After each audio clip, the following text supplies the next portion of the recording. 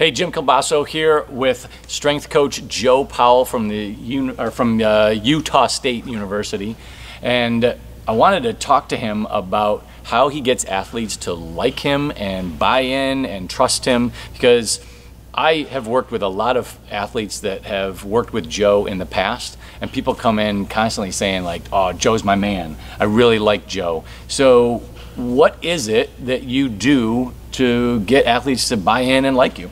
Well, first off, I think it's a very, very cool question, and for those young strength coaches, having taught former college students, you can't read this stuff in a book, you can't read this stuff in a textbook, and even if you're lecturing to someone about this, it's all about doing and feeling. So first off, you've got to understand yourself, know your own personal strengths and weaknesses, just what works for me, what works for Jim. It's not going to work for everybody. It may help you, but I think the main message of today is just to learn about who you are and how you can relate to the athletes and get them better, because at the end of the day, it's about them. And it's not a one-size-fits-all. But really, to me, a lot of things that have helped me is to understanding, first off, what environment you're going into. Okay, so for me, as a younger coach, at different times in my career, I've been just kind of pushed into just straight into the fire, whether it be at University of Michigan or Central Michigan University and now Utah State. I'm coming into a new environment. Right? These athletes have been there longer than I have, right? And I'm coming on their territory. So you can't just go in and bully and command respect. You have to earn it. So I think that with that in mind, you can kind of go about things a little differently, right? So show them. The best advice I've gotten with this is show them that you care. Show them that you're here to help, and don't demand they do something, but offer strategies. Hey, have you ever thought about doing this? That was really good, but try this, maybe you like that. Oh, you don't like that? Then just go back to that way. And I think once they see that you're there to help them and to be an asset to them, and not just, mark my territory, I'm the biggest, baddest guy in town, like they don't need that, right? They don't need that, especially if, like for instance, I'm not the director. I can go in and kind of be a little more, friendlier in ways, because I don't have to deal with, commanding the whole room. So you got to understand your role, who you're working with, but I think certain ways within that though is just to be consistent. Show them you care, be consistent, so they know what they're going to get. How many times have we heard don't bring personal life into the weight room, and that's true. We all have bad days, we all have moods that we get in that aren't ideal, but show consistency and be the same person you are every day, and then show them that you care. And you can do that in so many different ways, and I think that's helped me the best. I like that you said that it depends on who you're training and what your role is and what the environment is.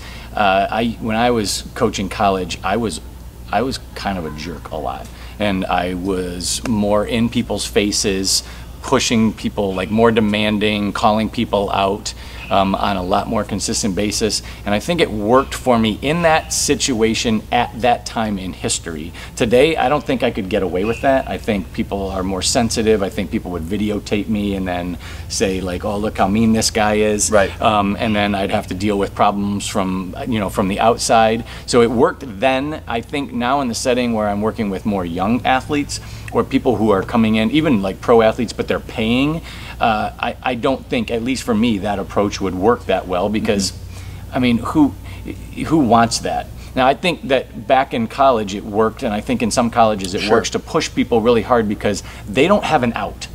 Right. They can't. Their only out is they have to quit. They have to give up a scholarship. They have to move. It's a major commitment to quit. Otherwise, they have to suck it up and keep coming back. And you can get things out of college athletes that you probably can't get out of anybody else at any other time, because they have no out. But for a high school athlete or a younger athlete, for me, I think being really positive and encouraging and painting a picture of where they could be, and then being able to then point out, well, how we talked about how you could be here? Well, what you did just now is not going to get you there. That's a very different way of approaching it, a behavioral problem, than just like yelling at a kid and saying you have no choice, but to be here.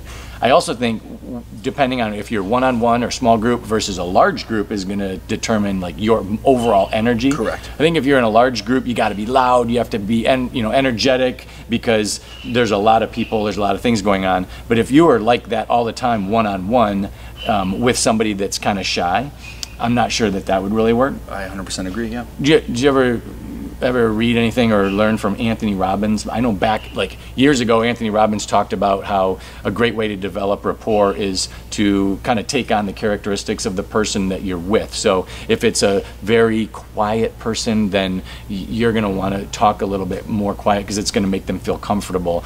If they're, you know, in your face, then you're going to want to do that because it's going to make them feel more comfortable. I think you have to kind of evaluate who you're with, and you don't have to change your whole personality, but you kind of have to see like who it is. Do you do that a little bit? Absolutely, and it goes even beyond that. You know, whether it's playing the music that they like, you got to understand it's their setting, you know, cater to them. And I think that's a great point. If someone's a little quieter or shy, just being all up in their face isn't going to get the best product. And I think people sometimes fall into that trap, and I think that's great advice. You know, play into who you're working with. So if I'm training the football team, it's going to be very similar to women's basketball, but not the same, and vice versa with softball. I think it's just you got to know your athletes, know the team, and then kind of, you know the time of day too. You know, if I train the softball team at 5:30, I got to bring the juice first before they can get it. So I think it's important too to kind of show them the way of what you expect, and I think it's important to do that. But just you got to know who you're working with, when you're working with, you know, and the size of the group. I think those great points you made. Yeah, I also like your point about if somebody says they don't like something or something's bothering them, instead of just ramming it down their throat, showing them that, oh, well, we can come up with an alternative that works for you. And I think that really gets people to feel like, oh, this guy's not just here to punish me and beat me down. He's trying to make something work for me. And it's amazing, you know, I'm just throwing out an example. If a kid says that squatting is bothering their knees, you can say, okay, well, let's try a one-leg squat. And all of a sudden it doesn't bother their knees. Well, I'm getting the training effect from them, and now they're feeling like, oh, I can kind of trust that this guy is going to help me. So when it's time to transition back into the squat, they realize like it's that we're trying to help you, not just to make you squat. Correct. I think, you know, there's a million ways to get out of something, but instead of getting out, we need to find a way in. So how can we get the same work done? Maybe not the same, maybe not a back squat, but we do a single leg variation. We take out a TRX and we change the load a little bit. And I think it's important. We have to find a solution, not just saying this is the only way, because we know that's not the case. I think that's very important, and they'll gain the trust. And like you said, we'll build it back in and achieve the goal that we in the end want to accomplish. But not everybody is right. And at the end of the day, too, I think we can't forget why they're training in the first place. They're not training to be the best squatter.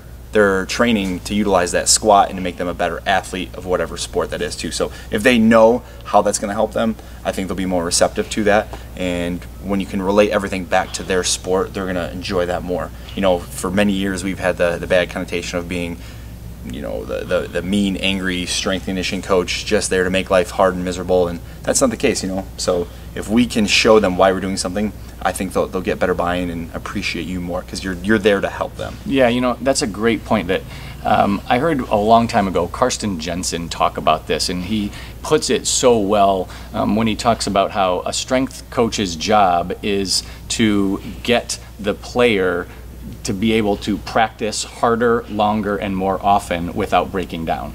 Because really what they need to do is practice their sport to get better at it. We are there to help them get more out of their practices. And I think a lot of times strength coaches, they miss that, and they think like we may easily think, well, our job is to get your squat max up on the board. But that may not be what allows them to practice harder, longer, more often for everybody. So being able to talk to your athletes about what it is they need, and that, hey, I'm trying to help you be a better athlete, and here's why this is going to help, it gives the perception that what you're doing is relevant to them and helpful to them. I couldn't agree more. Man, now I know why people like working out with Joe Powell. That's right. Thanks, Joe. Absolutely.